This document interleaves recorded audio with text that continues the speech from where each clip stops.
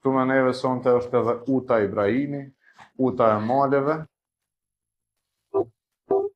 Latja Sofalia ka shumë probleme me shkolla.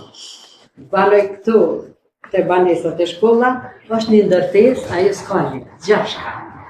Kur nuk ka pas ma shumë nevojë për ndryshim se sa sot në Prishtinë.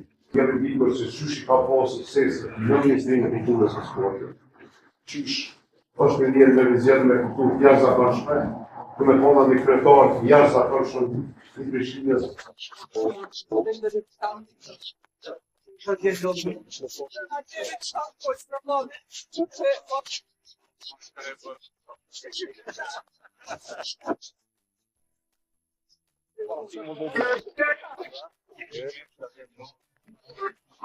Qa kanë bo me kanalizim? A e kanë shti gypin pe i qenit aty, e kanë shti.